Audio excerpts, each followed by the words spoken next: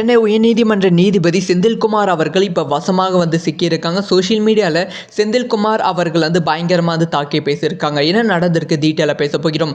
அதாவது தமிழக வெற்றி கழகத்தோட வழக்கு இன்று வந்து சென்னை உயர்நீதிமன்றத்தில் விசாரணைக்கு வந்திருக்கு.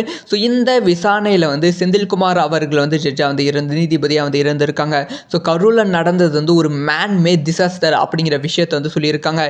இதுக்கான காரணம் யாரு அப்படிங்கிற விஷயத்தை அவங்க தெளிவாக சொல்லனாலும் மேன் மேட் டிசாஸ்டர் அப்படின்னு சொல்லியிருக்காங்க. அதைத் தொடர்ந்து விஜய் மீது அதிகமான குற்றச்சாட்டு வந்து சொல்லியிருக்காங்க. ஒரு கூட்டத்தை வழி நடத்த தெரியல, ஸோ அந்த கூட்டத்துக்கான தலைவனாக இருப்பதற்கான தகுதியே கிடையாது, விஜய் வந்து தலைவனாக இருப்பதற்கான தகுதி கிடையாது அப்படிங்கிற குற்றச்சாட்டு அடுத்தடுத்து வச்சிருக்காங்க.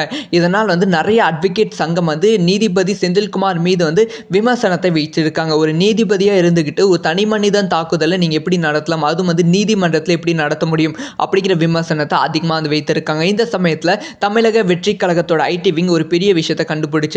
அதாவது வந்து செந்தில்குமார் அவர்களுக்கும் முதலமைச்சர் மு க ஸ்டாலின் அவர்களுக்கும் ஒரு நெருங்கிய நட்பு இருக்கு. செந்தில்குமார் அவர்களோட இல்ல திருமண விழாவுக்கு முதலமைச்சர் மு க ஸ்டாலினும் அவங்க ஃபேமிலி வந்து வந்திருந்தாங்க. அந்த புகைப்படத்தையும் சோஷியல் மீடியாவில் பயங்கரமாக வந்து ஷேர் பண்ணியிருக்காங்க. ஸோ அதனால தான் செந்தில்குமார் அவர்கள் இப்படி பேசியிருக்காங்க அப்படிங்கிற கருத்து சோஷியல் மீடியாவில் பயங்கரமாக வந்து பரவிக்கொண்டே இருக்கு. ஸோ நீதிபதி செந்தில்குமார் அவர்களோட பேச்சை பற்றி உங்களோட ஒப்பீனியனை கமெண்ட்ல